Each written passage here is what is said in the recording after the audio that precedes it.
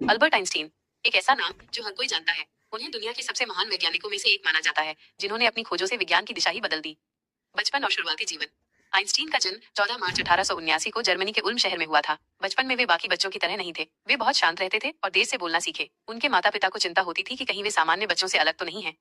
जब वे 5 साल के थे, उनके पिता ने उन्हें एक कंपास दिया। कंपास की सुई हमेशा उत्तर दिशा की ओर क्यों घूमती है, ये देखकर वे हैरान रह गए। यहीं से उनके मन में विज्ञान और ब्रह्मांड के रहस्यों को जानने की जिज्ञासा पैदा हुई। शिक्षा और संघर्ष। स्कूल में आइंस्टीन को बहुत ही साधारण छात्र माना जाता था। उन्हें रटने वाली पढ़ाई पसंद नहीं थी और वे अक्सर शिक्षकों से सवाल जवाब करते थे, जिससे शिक्षक उनसे खुश नहीं रहते थे। एक शिक्षक ने तो यहाँ तक कह दिया था कि वे जिंदगी में कुछ नहीं कर पाएंगे। लेकिन इन सब बातों से आइंस्टीन का हौसला कम नहीं हुआ। स्कूल की पढ़ाई पूरी करने के बाद उन्होंने ज्यूरिख पॉलिटेक्निक में दाखिला लिया। यहाँ भी वे पढ़ाई के साथ साथ खुद से ही विज्ञान के प्रयोगों में लगे रहते थे। जब उन्होंने अपनी पढ़ाई पूरी की तो उन्हें नौकरी पाने में बहुत मुश्किल हुई। कई जगह आवेदन करने के बाद उन्हें बर्न के पेटेंट ऑफिस में एक क्लर्क की नौकरी मिली। यहाँ उन्हें आविष्कारों के पेटेंट से जुड़े कागजात की जांच करनी होती थी। ये नौकरी उनके लिए बहुत फायदेमंद साबित हुई, क्योंकि इससे उन्हें सोचने और अपनी खोजों पर काम करने के लिए पर्याप्त समय मिल गया।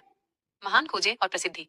साल 1905 आइंस्टीन के लिए एक बहुत ही महत्वपूर्ण साल था। इस साल उन्होंने 4 महान रिसर्च पेपर प्रकाशित किए, जिन्होंने विज्ञान की दुनिया में तहलका मचा दिया। इनमें से सबसे महत्वपूर्ण था सापेक्षता का सिद्धांत, थियरी ऑफ रिलेटिविटी। इस सिद्धांत ने समय, स्थान और गुरुत्वाकर्षण के बारे में हमारी समझ को पूरी तरह से बदल दिया।